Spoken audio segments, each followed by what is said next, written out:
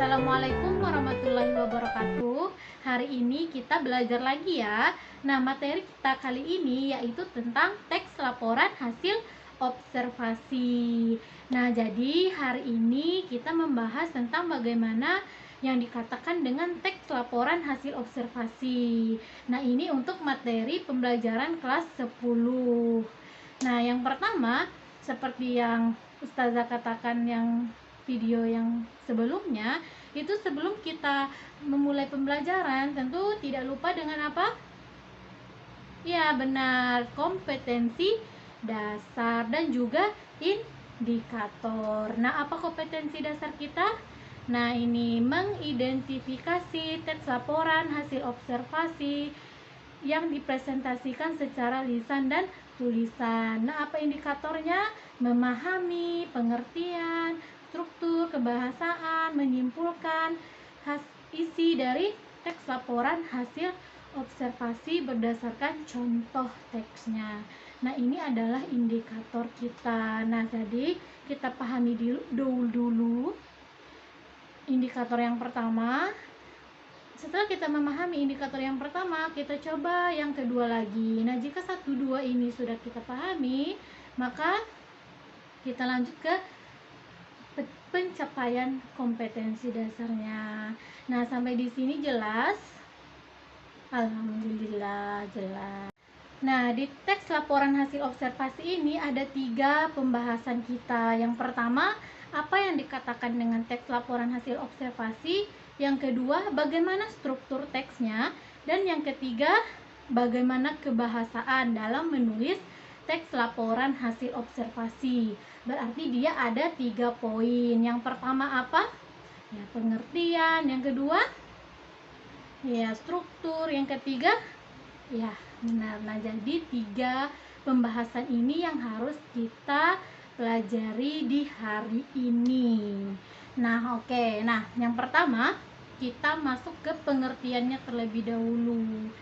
Nah, jika kita lihat dari istilah kata, potongan-potongan kata dari teks laporan hasil observasi, tentunya anak-anak ustazah semuanya sudah paham apa yang dikatakan dengan teks, apa yang dikatakan dengan laporan, apa yang dikatakan dengan hasil dan juga observasi. Nah, yang pertama, teks itu tentu bacaan. Yang kedua, laporan itu apa?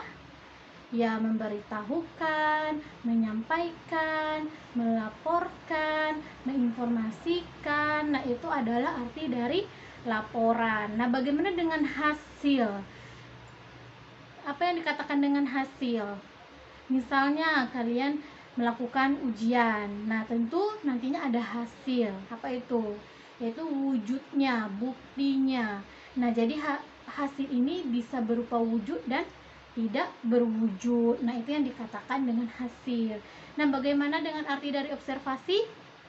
Ya, mungkin ini semuanya orang sudah mengetahui apa yang dikatakan dengan observasi, yaitu pengamatan. Nah, jadi dilihat dari potongan-potongan kata tadi, berarti teks laporan observasi ini terbentuk dari hasil ya pengamatan. Nah, itu istilah-istilah kata dari teks laporan hasil observasi. Nah, dari istilah-istilah kata tadi, maka kita dapat menyimpulkan pengertian dari teks laporan hasil observasi adalah satu teks yang berisi tentang suatu informasi. Nah, informasi itu didapatkan dari observasi, dari hasil pengamatan. Nah, itu yang dikatakan dengan teks laporan hasil observasi. Definisi dari teks hasil observasi. Ayo coba diulangi apa yang dikatakan dengan teks hasil observasi. Iya, tepat sekali. Berarti suatu teks yang berisi informasi dan informasi tersebut didapatkan dari hasil pengamatan. Nah, sampai di sini paham? Alhamdulillah semuanya paham. Nah, contoh misalnya tadi kan kita sudah membahas tentang pengamatan. Nah, contoh pengamatan tuh sebenarnya mengamati apa sih? Nah, itu yang harus kita ketahui. Apa sih yang dikatakan dengan laporan hasil observasi ini? Bagaimana sih contohnya? Nah, contoh yang pertama. Jadi, observasi ini kita bisa mengobservasi tentang lingkungan, buah-buahan, tanaman. Nah, ini bisa kita observasi. Contoh lingkungan sekitar rumah kita. Nah, bagaimana lingkungan sekitar rumah kita? Kita observasi, kita amati, atau banyak sampah-sampah berserakan, atau banyak selokan-selokan itu tempat pembuangan sampah sehingga timbullah nyamuk. Nah, apa yang menyebabkan hal ini? Nah, tentunya kita melakukan observasi, bisa kita lewat wawancara sama orang sekitar, bisa wawancara sama RT, sama RW.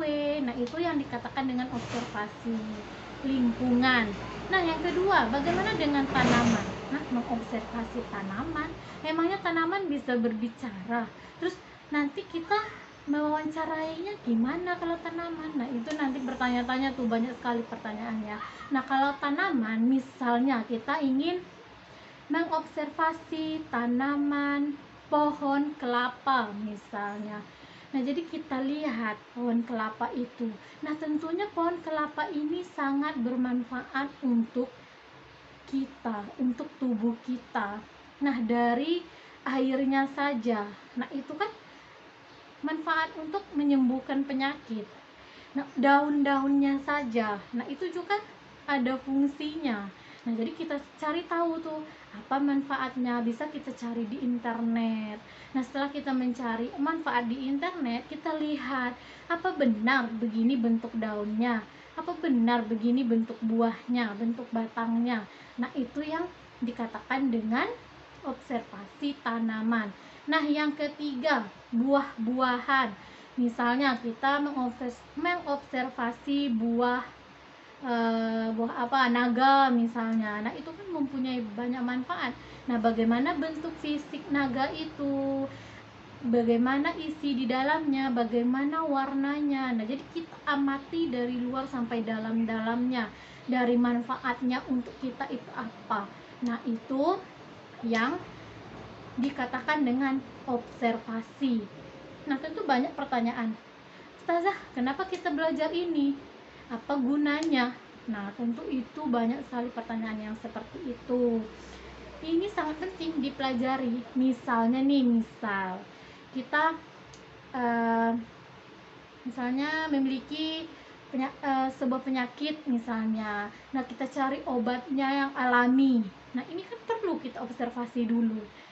Kan kita nantinya tidak sembarangan minum-minum obat, minum-minum makan-makan buah-buahan yang lain. Tentu nantinya kita lihat dulu, observasi dulu, apakah buah naga ini cocok untuk penyakit kita, apakah pohon kelapa ini cocok untuk penyakit kita. Nah, itu kan penting. Nah, contoh lingkungan tadi, observasi lingkungan ini kan penting. Nah, nanti setelah kita observasi, nah kita bisa mengajak tetangga-tetangga kita untuk membuang sampah pada tempatnya sehingga terhindarlah dari penyakit. Nah, itu sangat penting kalian mempelajari hal ini. Oke, semuanya paham sampai di sini? Nah, setelah kita mempelajari apa itu yang dikatakan dengan teks laporan hasil observasi, dan tadinya kita telah melihat gambaran umum bagaimana contoh dari teks hasil observasi. Nah, tentunya kita juga harus tahu bagaimana yang kedua tadi yang kita bahas apa? Ya, struktur dari teks laporan hasil observasi. Nah, ini penting ketika nanti kita menulis teks hasil observasi. Nah, yang pertama ada pernyataan umum. Misalnya kalian telah melakukan observasi. Nah, kalian ingin menyalin dalam bentuk teks. Nah, tentunya yang kita tulis dulu itu yang pertama tentunya judul. Nah, yang kedua baru pernyataan umum. Nah, pernyataan umum ini itu disebut dengan pembuka atau pengantar dalam sebuah teks. Contoh, misalnya tadi buah naga. Nah, jadi kita tulis pernyataan umumnya. Nah, buah naga merupakan buah yang sangat bermanfaat untuk tubuh kita. Buah naga memiliki vitamin-vitamin yang dapat membuat tubuh kita menjadi sehat. Nah, misalnya seperti itu yang pernyataan umum. Nah, cukup satu paragraf pernyataan umum. Nah, lanjut yang struktur kedua, itu ada deskripsi bagian. Nah, deskripsi bagian ini adalah hasil dari pengamatan kita. Baru kita jelaskan detail-detailnya apa yang kita observasi. Nah, kita masukkan di deskripsi bagian. Nah, dari deskripsi bagian ini bisa beberapa paragraf nantinya, tergantung hasil dari observasi kalian. Semakin banyak yang kalian ketahui, tentu semakin banyak pula deskripsi bagian. Nah, itu yang deskripsi bagian itu adalah puncaknya. Itu yang disitulah nanti kita akan mengetahui manfaatnya, bentuk fisiknya bagaimana, apa kegunaannya. Nah, disitulah nampak di deskripsi bagian. Nah, yang terakhir, yang ketiga, ada deskripsi manfaat. Nah, tentunya ini adalah manfaat kita mengobservasi objek ini. Apa manfaat untuk kita, apa manfaat untuk orang lain. Nah, itu deskripsi manfaat. Nah, deskripsi manfaat bisa cukup satu paragraf, sama dengan pernyataan umum. Nah, jadi struktur teks laporan hasil observasi kita ada 3. Yang pertama, ya pernyataan umum. Yang kedua, deskripsi bagian. Yang ketiga, deskripsi manfaat. Ya, tepat sekali. Nah, di sini ada contoh mana yang dikatakan dengan deskripsi umum, pernyataan umum, mana yang dikatakan dengan deskripsi bagian, dan mana yang dikatakan dengan deskripsi manfaat.